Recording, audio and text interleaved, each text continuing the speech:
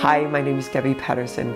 I'm the actor in Shakespeare's Will, and I wanted to talk a little bit about how we cripped this production.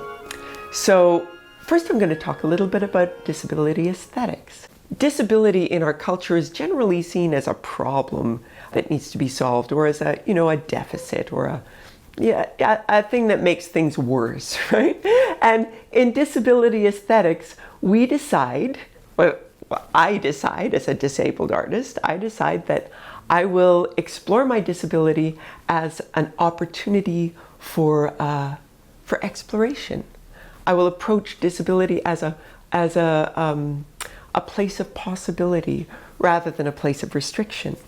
And so in this production, when I was invited to perform in this show, there were a number of things that we wanted to talk about in terms of the production. And we started out, looking at other productions and looking at, what are the props that are used in the show, and will we need to get, an Elizabethan gown to play this role, and will we need, a stool and a bucket and a toy, a wooden toy.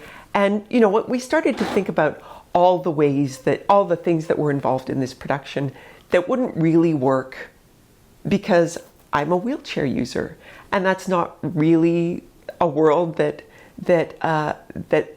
this works in. For example, I tried on an Elizabethan gown, and because of the stays in the gown, it pushes these wires that should sit, here, are up around my chin, right? So it's like this, and the skirts get in the way of my wheels, and the sleeves. I can't operate my chair in an Elizabethan gown. It's just not going to work. So we can't costume me as if I'm an Elizabethan woman. So what are we going to do? How are we going to adapt the script so that it works with the body I have and with my disability? What is the opportunity in my disability that we can exploit in this production? And so what we hit on was the way I move in the chair, because it's so fluid and it's so smooth. And rather than not, pretending I'm not in a wheelchair, or, transferring into some Elizabethan chair that I could do the show in, we decided to actually use the chair, use that fluid motion.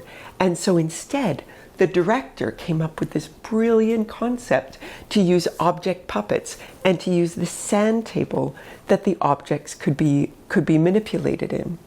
And so that just changed the whole world of the play. So rather than telling the play and embodying these characters, there's this stage in which the story exists. And then the sand becomes a metaphor. Like, is the sand, so much of the play takes place on a beach and at the seaside.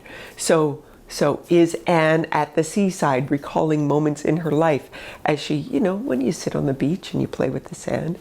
Or is the sand a place of memory, a metaphorical place in her mind that she sifts through? And then these memories that she has come up through the sand and are revealed as she's remembering, as she's thinking about these stories, as she's thinking about her past and her life with Bill.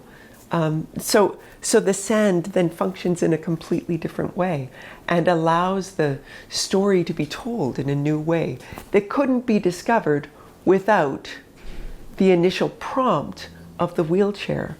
So we used it as an opportunity.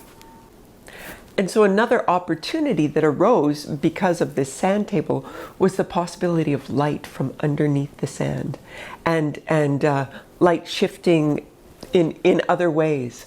Whereas the original production called for a lantern that could be used as a light, there were all these new lighting possibilities that emerged because of the concept that we came up that was all rooted in the wheelchair. So it completely redefines the aesthetic of the production.